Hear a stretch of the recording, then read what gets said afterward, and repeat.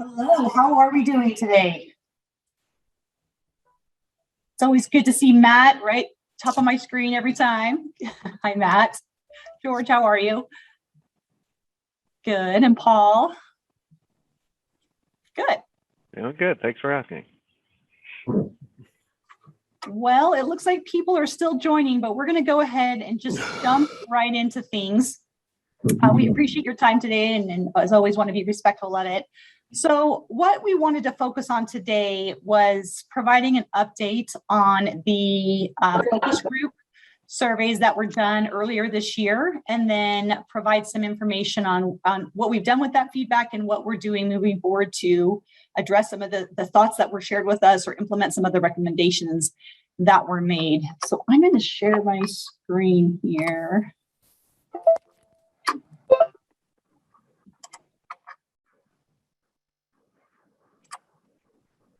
All right, can you all see that? Okay, someone's nodding, so that says yes. Okay, so we did these focus groups. I think we started in about the February-March timeframe. I'm sorry, my computer's being a little slow here. February-March timeframe, where we met with employees throughout the all 9 divisions and just heard directly from all of you on questions you had regarding the consolidation, concerns that you had, ideas that you had, et cetera. And then our HR team, the Center for Excellence team, they took all that data and provided a summary to the executive director's office of some top themes that we saw throughout these focus group sessions. And there were 2 groups. There were the top 5 themes and then some additional themes after that. So the top 5 themes, as you can see from here, many employees felt like the formation of this new department provided a great opportunity to improve services. There was some concern about organizational structures. Overall, there was a lot of optimism regarding the integration, which was fantastic to hear. And we've seen a lot of that optimism as ideas have been shared on ways that we can do things better. How critical effective communication it is, both within our teams and externally with the agencies that we serve. And telework is a benefit. Nobody wants to see that go away.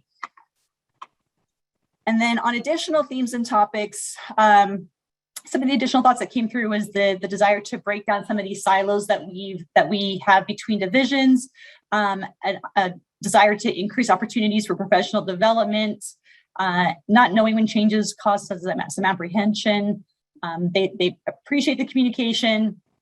There's some concern over rate structures and budget, concerns over promotional practices, some concerns with supervision and management support, and just overall this feeling that improving employee engagement can really benefit our organization in the long run. So we haven't tackled everything on this list yet, but we are working on these things and working to address these thoughts that came up. So I've asked a few people that have been leading these efforts just to weigh in on what their division, if it's a division specific thing, or their subcommittee is working on to address some of this feedback that we receive from these focus groups. And the first one's going to be from Mara Lee, who has been leading up our communications subcommittee. Thanks, Jenny. So communications is really an exciting place to be working right now, because what we're finding is that communications just touches everything. And what we heard back from our employees is that internal communication is absolutely critical to you, and you have appreciated the efforts that have been made thus far in terms of trying to keep you updated and involved and also engaged in what's happening. And I can't tell you how many great suggestions we've had, suggestions that we are incorporating. Now the communications team needs to make sure that you're hearing about those things that we're incorporating and that we keep this momentum going. The communications team started an intranet, and for sure we will continue to keep that moving ahead. But the usage on that website is really, really low. And so I think what we're coming to understand is that that's not your preferred method of having information communicated to you. And so over these next weeks and months, we're going to be trying to figure out what the best way to get information to you and from you is. We will continue with these focus groups. The focus groups are now going to have different themes. So this next round of focus groups will be talking about what processes do you see in the areas that you touch that can help us? What are the things that you would like to call to our attention that you feel like efficiencies can be gained? We will tap on this resource for lots of different kinds of topics, not just process improvement, but for many things to have you help us solve our greatest challenges. We need to find better ways to communicate with those employees who don't have computers, who don't have state email addresses. They are as important to us as every other employee, and we need to make sure that they know what's happening and that we are hearing the feedback that they would like to give us. So internal communication will continue to be a huge focus. As DGO has lived through its first 2 months of life, one of the common things that we are discovering is certainly there are processes and efficiencies that can be modified and tweaked and flat out blown up and changed. But we're also finding out that some of the issues, challenges, opportunities that we have internally are not being communicated well enough. Let me give you a great example. I am looking into this very little camera on my laptop when I would prefer to be looking at you from my great big monitor that's sitting black on my desk. The reason I have a big monitor sitting black on my desk is because I am an Apple user and have been for many years. It's my computer of choice. However, when I was given the opportunity to choose a laptop, I was met with a DTS representative that was willing to do backflips to give me whatever I wanted and didn't communicate with me that my choice of an Apple was going to cause them great consternation and that it wasn't easy to bring my Apple into all of the systems and coordinate and it just caused all kinds of problems, and troubleshooting was one of those issues. And my Apple doesn't talk to my beautiful monitor very well. That's just one situation. Had I known that, I would have said, forget it, I'll just use a Windows machine. I want to tip my hat to the DTS folks whose focus was, you know what, we want you to be happy. We want you to have the work environment that you want. But the truth is, had I known that, I would have made a simple decision to make their lives easier. And so it's just kind of a breakdown in communication. And that happens with our customers. It happens with the legislature. It happens with the governor's office. Currently, Jenney sends out a monthly communication to our legislative committees and helps them understand some of the things that we're facing, just so that they're aware and they know, and things aren't being brought up for the first time in a legislative hearing and they're upset that they're hearing about it for the first time. I have a DTS hero right now who's come to look at my black screen.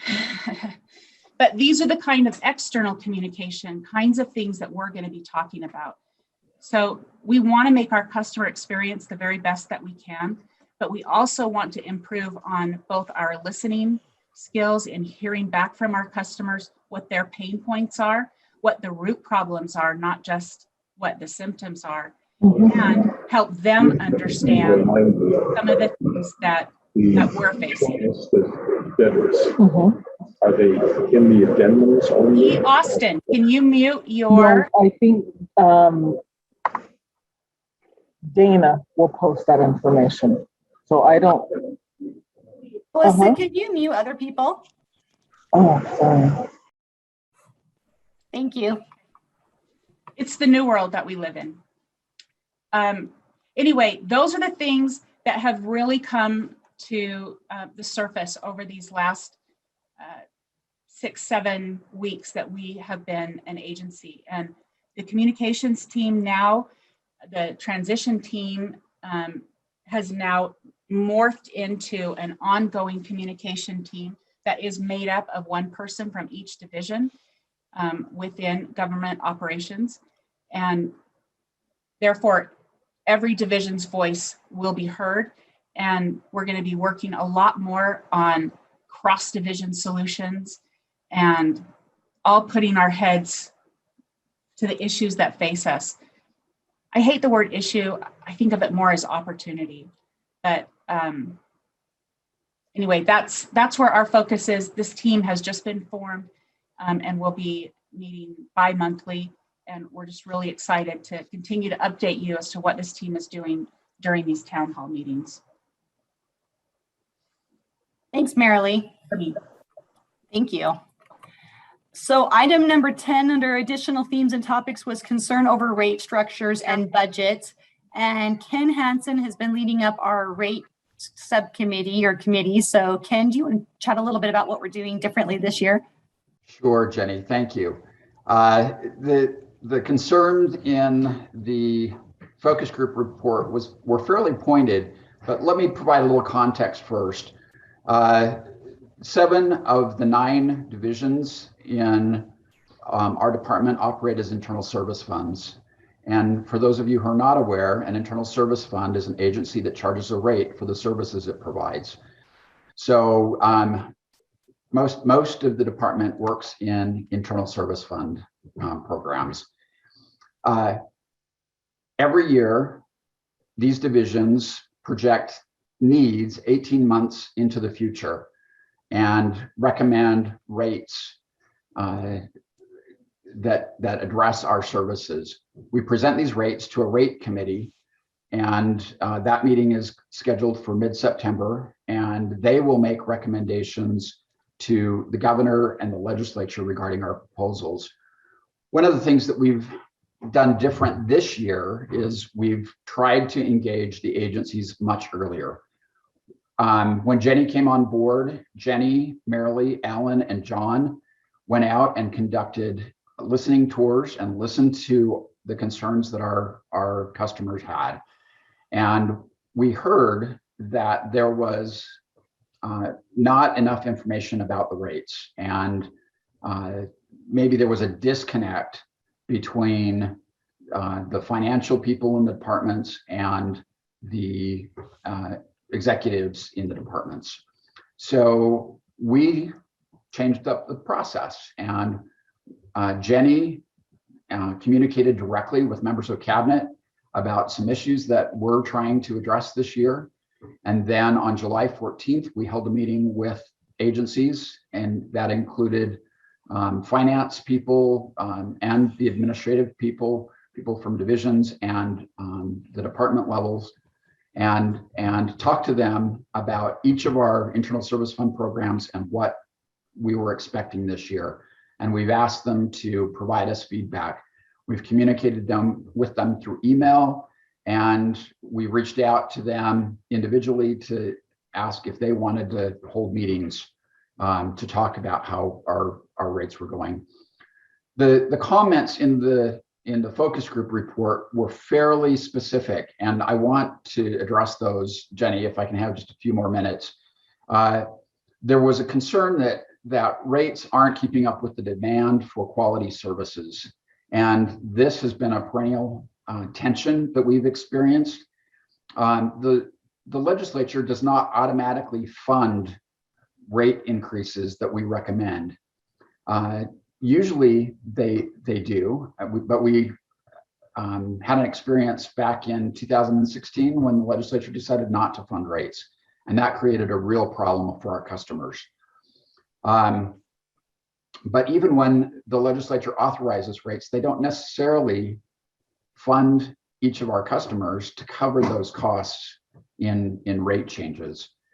We're very aware of the problems inherent in this process as it exists right now, and we're working with GOPB, with the Fiscal Analyst's Office, to try and come up with a way to address this more effectively. Some of our customers, when we increase a rate, not only do they not receive funding, but they're expected to pull funding from their programs that they get from the federal government or from other sources to address the change in our rates.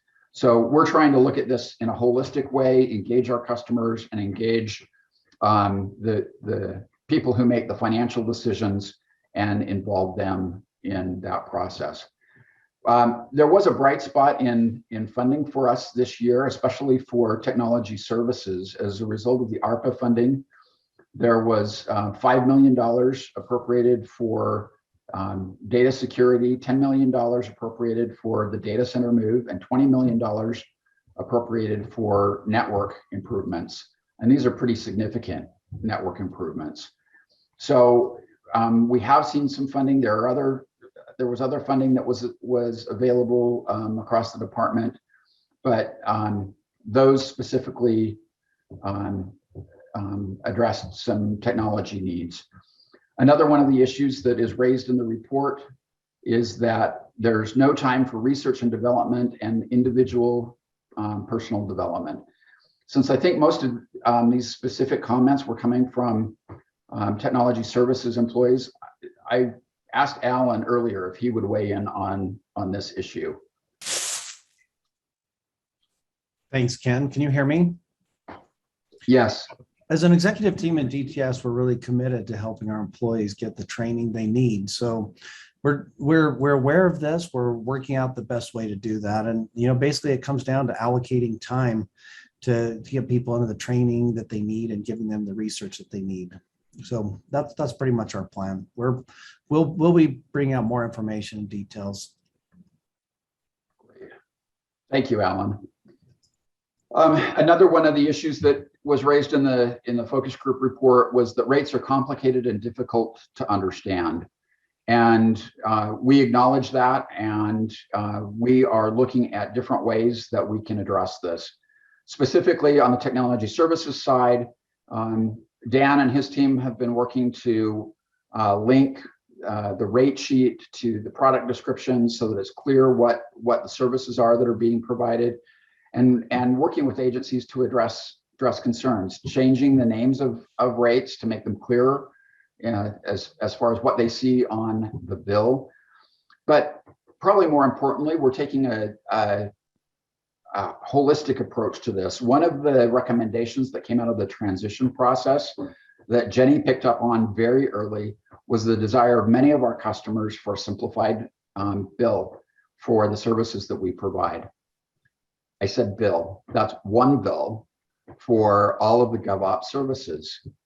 Something like you might see in a property tax statement where you receive one bill from the county, but it itemizes how much money goes to which entities or programs or services.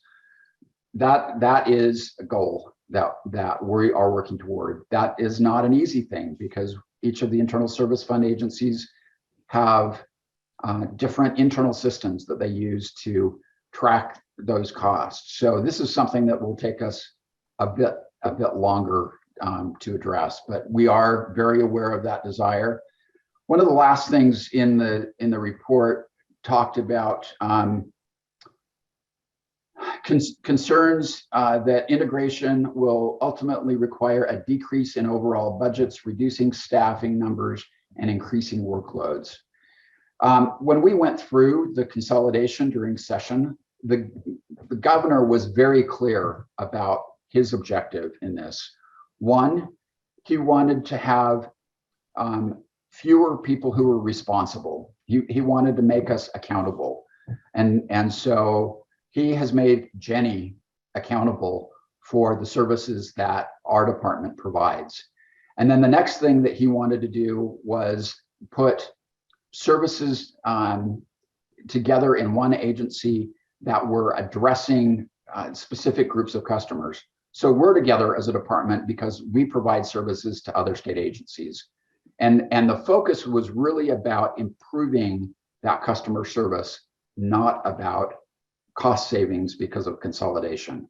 And we've consistently communicated that not only to ourselves and to the other agencies, but also back to the power brokers that we work with through this process to make sure that we're focusing on those things that the governor said were the most important to him through this process.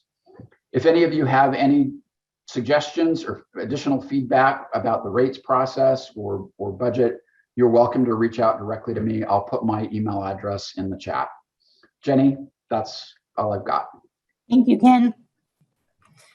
Okay, moving on. Items 7, 11, and 12 are all about more of the human resource side. So increasing opportunities for professional development, having some concerns about promotional practices, management and supervision support.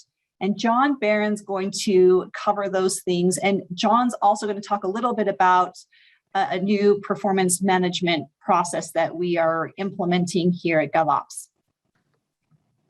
Thanks, Jenney. Again, a quick thumbs up. I can be heard. I've had some internet problems today. You got me? Yes. Very good. Thank you. So was asked to review from the focus group report for DGO. Number 7, professional development and growth. So I'm going to start with the one that probably has the least amount of update as possible. So professional development and growth. I believe the intent, let me read this out loud so we can all be on the same page. Participants were concerned that current professional development may not be supported under DGO. In general, participants want to learn new skills, try different work, receive training, not necessarily to receive a promotion, but to increase and expand their education and skill set. So the short answer behind that would be we have introduced or reintroduced the education assistance policy. So that's maybe a big win or a big revamp. Let me remind you of that. It's available to all available to benefit eligible employees who have been with the state for at least 12 consecutive months. So a year. Jenney, you're not eligible just quite yet. You don't have a year on you. So reimbursement of up to 100% of tuition, books, and fees, up to the IRS, up to the annual maximum allowable amount of $5,250, so $5,250. So you do have the ability to at least externally seek the opportunity to professionally develop yourself further. Specifically addressing the IT team, it came out loud and clear in this focus group that maintaining standards in the IT space can be extremely difficult without these additional resources. It's available to you. The courses, by the way, so for those of you, for example, who are in IT, and maybe you want to take an IT class, the courses need to be related to any position within DGO. That does not mean that it has to be related to your position. It has to be related to any position within DGO. So Director Rees, as well as the rest of DGO EDO, decided they want employees to be able to take courses to help them prepare for any position within the Department of Government Ops. So big win there. Also, I feel comfortable saying we are going to honor any educational assistance agreements that were in place under current policies as we've now combined them through the HR team. So you don't have to hold up your registration for next semester. Short of that, which that's a big win, investing $5,000 potentially a year into every employee, I do still think that we have a way to develop this further. I know that we are the HR team that supports the whole state, but we also have the opportunity within DGO to continue to develop that even internally. So I will ask, as you've heard me say a time or two, for a little patience in this regard, professional development and growth. We've offered you the ability to solve it, quote unquote, quickly and financially. We will continue to grow this internally, which gets to probably the next point, performance management. The reason why you haven't seen the leadership and development team run to solve this is because we prioritized what we're calling number 12 here, inexperienced or inadequate supervision and support. So what we've been working on pretty strategically for the last 3 months, this small but very educated and very qualified group of professionals in the LOD team is rolling out our performance management system. I'm going to share screen for half a moment. I think you've seen it, but I want to make sure, first of all, it doesn't blink because it was blinking earlier. Can you see the seat framework, the big wheel? Yeah, I see Jenney. Okay. So you've seen this, you've learned a little bit about it, but you probably haven't gotten into it yet. First and foremost, we are solving the inadequate supervision and support by introducing a performance management system. So I'm solving two of these conversations here. We last week formally announced the goal setting expectations. We emailed that to the roughly 240 supervisors within DGO, which means there's about 1,000 of you employees that don't have, are not managers who didn't receive that communication. Might have been a miss on our part, but also I'll make the defense that what we've done is we've began to educate our managers to the SEAT framework. So to be very clear, this year, the expectations from DGO, EDO, which includes every person in here, formerly DAS, DTS, DHRM, that you participate in the goal setting framework that we've introduced. We've asked that every employee has at least one goal associated with the behaviors that I'm showing you. Your managers are currently being trained on how to introduce that.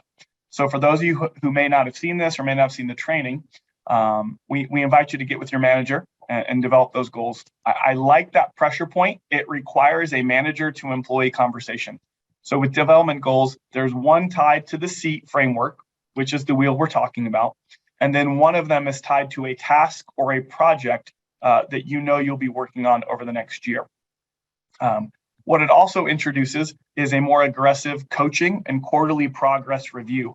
So we've been told by you more than one time that we are not given enough feedback, that us as employees in DGO are not given enough feedback. So we are coming aggressively, inviting our managers to coach monthly with strong quarterly updates that we can actually track. So really phenomenal principle-based. What you're not hearing me say, and just to overstate, is you won't hear us talk a lot about UPM. A lot of people have visceral responses to UPM. While it's a tool that we built internally, it should be shared publicly that we are openly shopping for a new system. It will not happen in the next 6 weeks. It probably won't happen in the next 6 months. So another one where I need to ask for your patience. We're building performance management and growth on these principles, on competencies, on projects. So lean into this. Again, overstating one more time, managers have been invited. I believe Dan Chase's group is hosting 10 separate webinars, live sessions. I believe Melissa Brown sent those invites out. So every manager make time to go to that. And this is my plea that all the other employees in DGO are begging for this. So it's now the manager's responsibility to get us there. Lastly, and the last point worth talking about was promotional practices. So it was listed in the cultural report, in the focus group report, that promotions seemed unfair. I will acknowledge that there have been some discrepancies within even policy or even the way that it happens. I think this is about the third or fourth time that I am mentioning it. What I'd like to say to this is that I believe that if we land this performance management the right way, we'll be able to identify who is deserving or worthy of promotions and increases, right? The first step of getting promotional practices on the right page is ensuring we're all on the same page. And up until now, we haven't been. What that doesn't mean is that effective today, we're all on the same page and every promotional practice should be the same. What it means is over the next year, we will iterate this. So that was a long-winded way of saying we haven't actually gotten into the policies, tying them together to the promotional practices. It has been a thorn in our side. And my last cheerlead to that is, while I'm the HR guy for the state, while I'm in charge of the state or the obligations to the executive branch, I also want to make sure that we start really influencing and making sure we know the name Cass Hart, who is our HR field director for DGO. So when it comes to these promotional practices, after this call, she knows, I think at 1 o'clock, it'll be Cass. We should probably formulate a plan for this. So if you don't know Cass Hart, while I'm happy to connect with you, Cass Hart is HR for DGO, and she'll be the one help driving these promotional practice updates in the coming months. I'll leave that right there. Take any questions regarding professional development and growth, promotional practices, and inadequate supervision and support tied to the SEAT framework and where we're moving for performance management. What do you got, team?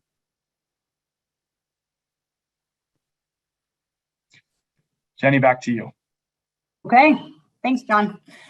The last two items I wanted to cover on the focus group report were related to improving services and breaking down silos. And this is something I think all of us are very passionate about. I was so thrilled to see with this focus group report that there was some excitement and positive feelings around this opportunity that we have to just improve the way that we're doing things, to improve our customer service. So I wanted to give you some insight into a few things that we're working on right now. The first one is we do have an operational excellence team within DHRM, and that team is made up of professionals that their whole background and their skills are related to looking at processes from a customer perspective, from an employee perspective, from a process perspective, and making recommendations on how we can do things better. So we gave them 2 items to focus on a few months ago. That was the onboarding process.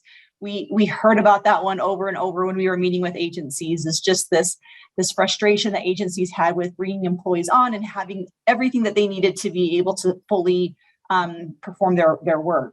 And as we are now one agency, the divisions that they have to interact with, human resources to get their forms and training done, DFCM to get access to buildings, fleet if they need vehicles, DTS if they need technology. I mean, we can go on and on.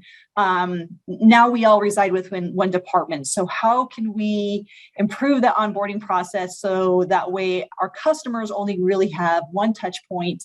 We are on the other side working together within our department to do what it takes to get that employee onboarded, making this process just more seamless and getting it done more quickly.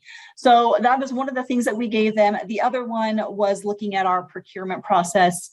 Now, again, that we're one department, we currently have a process for procurement when it comes to technology related items and another procurement process for other things that are procured throughout the state. And some frustration was expressed by agencies that they're not sometimes quite sure who to go to and the processes are different. So that's another one that our operational excellence team is looking at. And again, talking to customers, talking to employees, they've been very great about bringing people in from throughout GovOps to talk about what does this look like and how are we doing it and what ideas do you have to do this more effectively, and from our customers, what is it that you want us to be providing to you? So we're excited to see what comes of that report. We're expecting that in a few weeks, and then we'll be able to digest that and make some recommendations within EDO on and within the divisions on how we can improve those processes.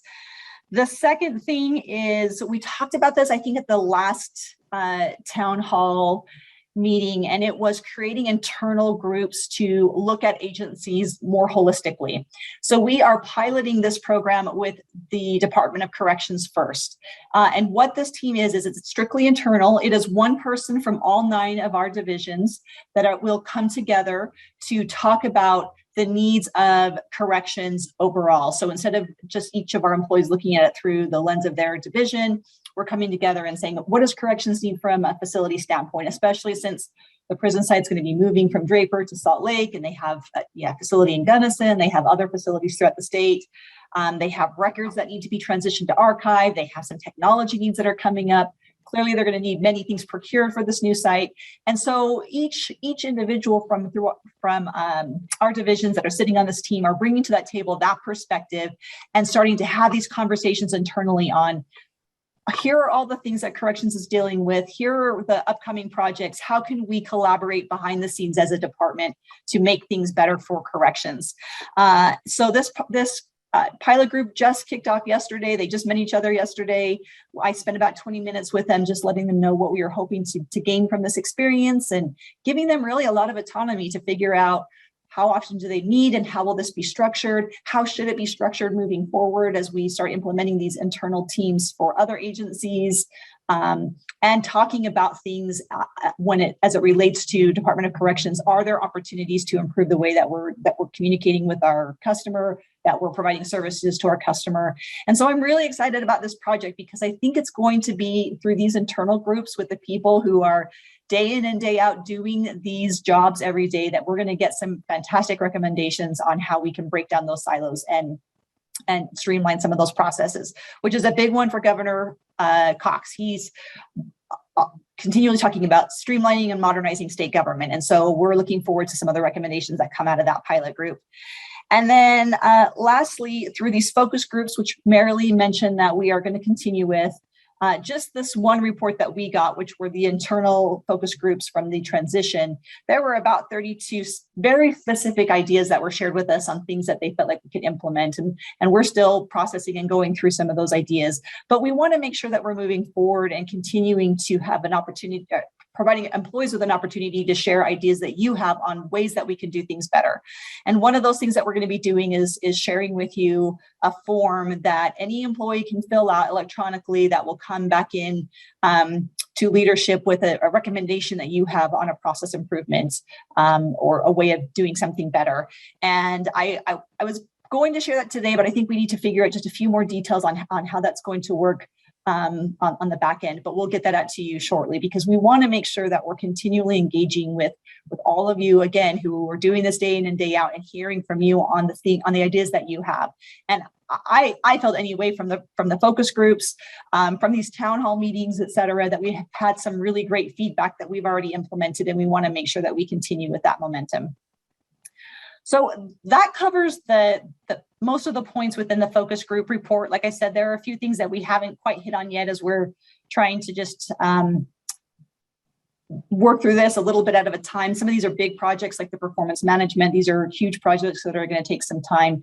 But we wanted you to know that when we're seeking feedback from you through these focus groups or surveys, that they don't just go into this black hole that no one ever looks at again. We do take those reports. We're going through all of the feedback that we receive and starting to identify ways that we can then act on it. And then our goal is to report back to employees so you know what we're doing with that feedback that we've received, what we're working to implement, what we're researching, how we're moving forward, so that you know that feedback that you've given is heard and being acted upon. I want to make sure we give time for our employee who's going to share his awesome talent later. But I do want to open up about let's say about 10 minutes to questions. So if you have any questions, feel free to put them in the chat. I see a couple that have come through, so I'm just going to read through these very quickly. Sunny asked, is there somewhere we can go to look at the new outside education policy? Yes, well, it's coming. That policy has been approved, but I know that our HR team was working with DTS to streamline some of the forms, because the education policy in particular requires approval from a few people within the organization. And so they were trying to get that resolved so it was more streamlined. John or Cass, if you're on the call, do you have an idea of when that would be ready, that we can get that published? Right below that question, Sherry Saraceno did respond. I don't have an ETA, Sherry.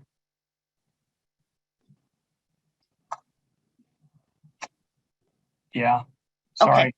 I know that's okay. I'm putting you on the spot. Maybe what we can do, John, before we have the forms ready, is just at least share the policy so people can read through it. Copy that. Okay. Thank you, Sherry. What is that new shiny thing on John's left hand? Someone's asking.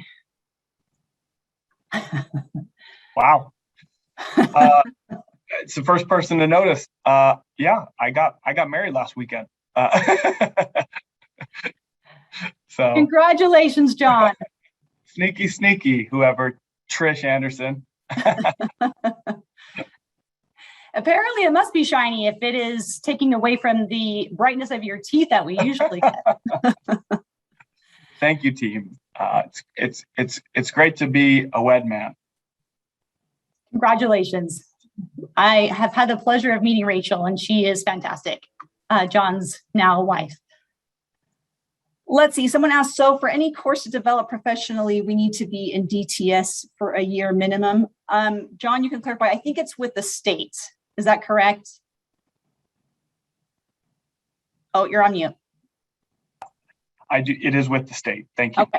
Okay. So not a particular division, but with the state, you have to have been a state employee for at least a year. So as John mentioned, I'm not eligible and neither is he. Oh, Sherry can't unmute. Okay, she's meeting with DTS next week. Lots of congratulations, John. Thank you. Let's see, is there currently any idea about what those quarterly meetings with supervisors will include? Dan Chase, are you on? I am speechless because I thought you were still just engaged. But yeah, let me take a stab at this.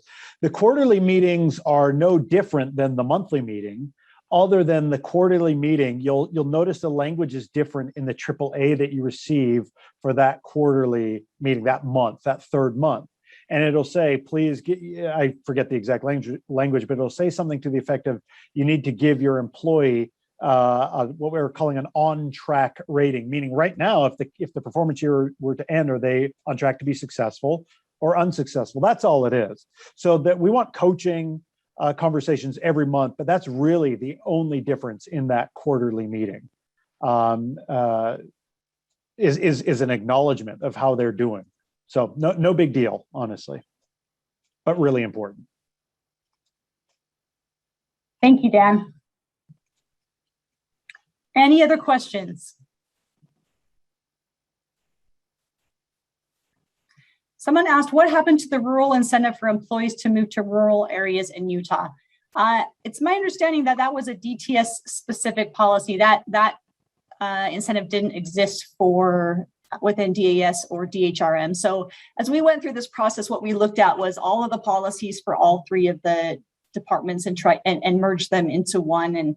And some of those changed and some of those were pulled out. Right now, we're not offering an incentive for employees to move to rural Utah. I'm not sure how many individuals were utilizing that. There was some concern from people who already lived in rural Utah that they didn't qualify because they weren't moving. And so we were trying to align the incentive structure for a new department overall and focusing on those things that we felt would bring the most benefit to all employees across the entire department. So I don't know the details of what that one was within DTS. Employees are still welcome to move and live throughout Utah. The teleworking is here to stay, remote working is here to stay, and we'll make sure that you have everything that you need to, but we won't be providing a financial incentive to move.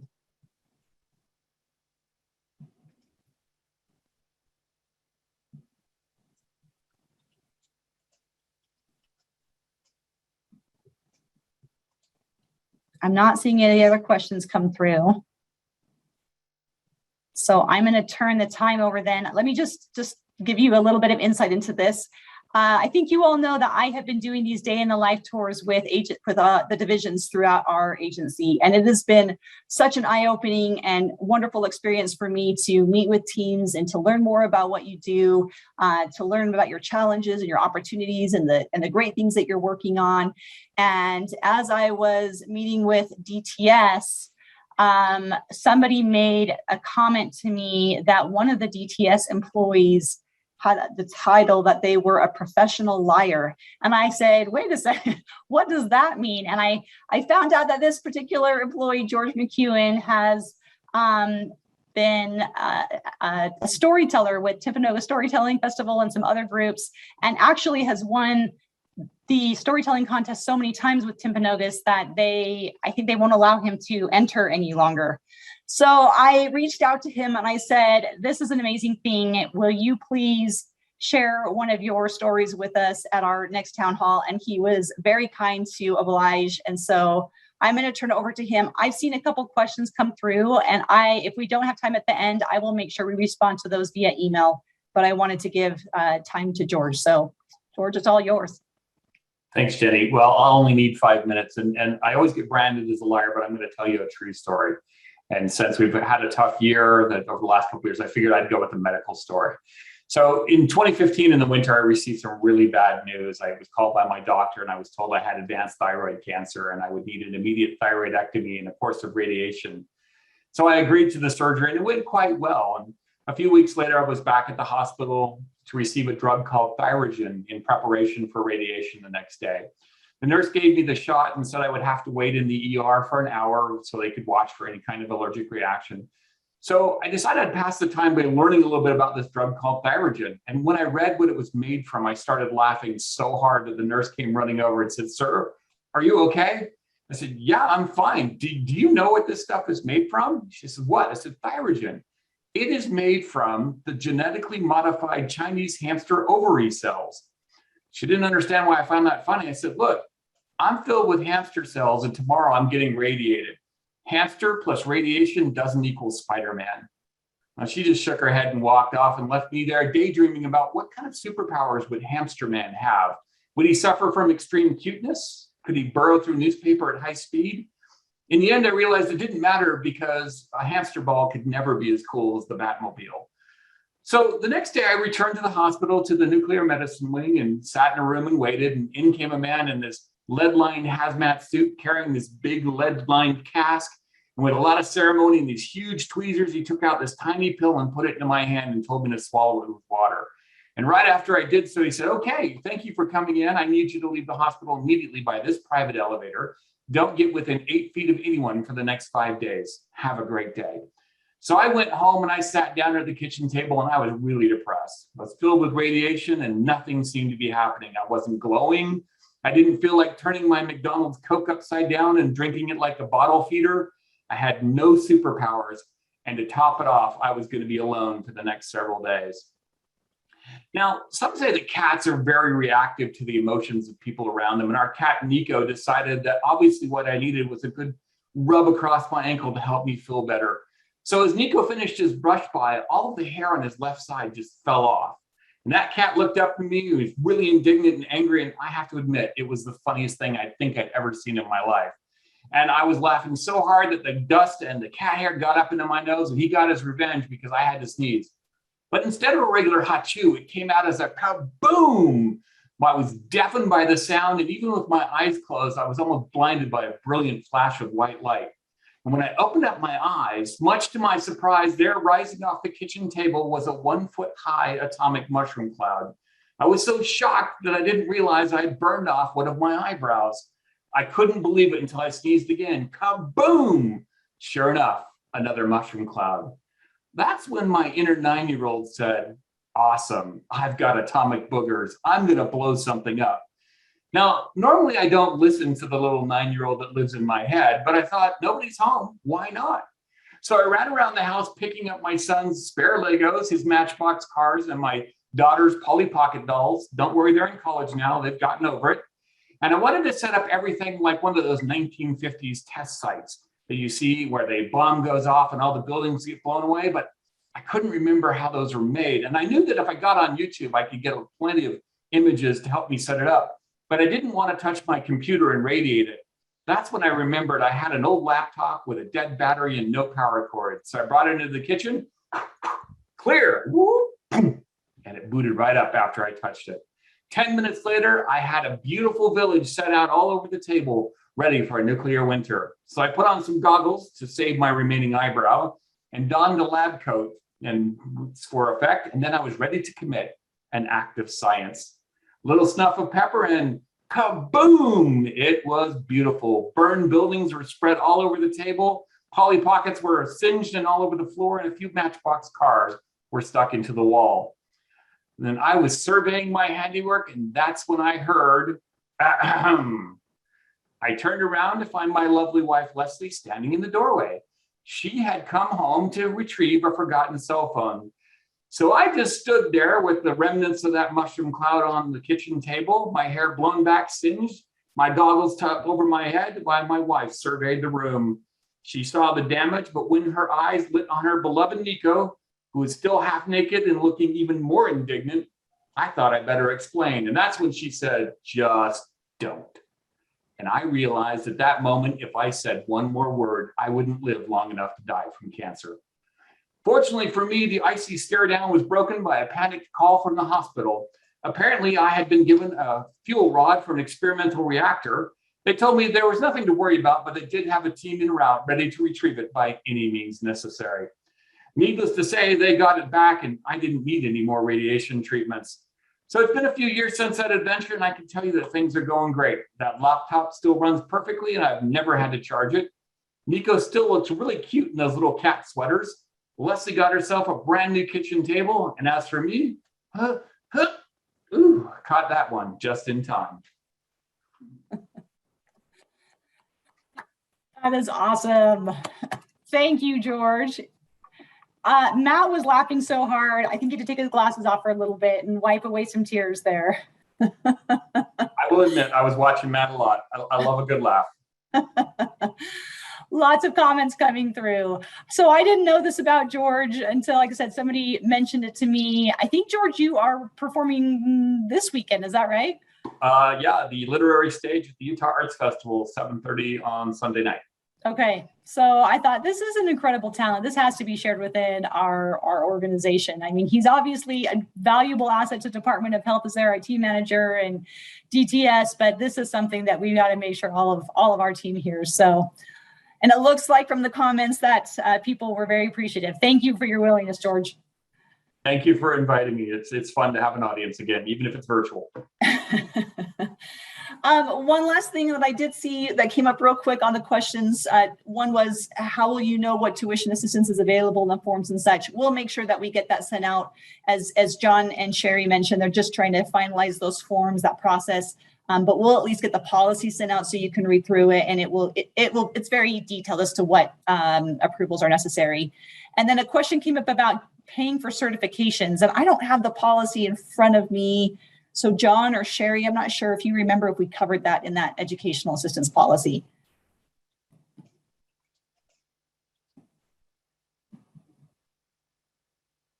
And they're not coming back on. So I will find out, and I'm going to be doing an email out to the group just so that way anyone who's not able to join our call gets this update as well. And I'll make sure I get an answer to that and include that in the email.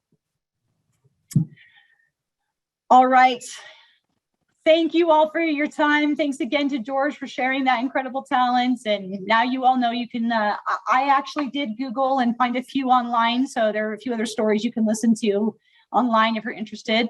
We'll have our town hall again next month. Feel free to send questions through the intranet in the meantime if you have them. And have a great rest of your day. Thank you.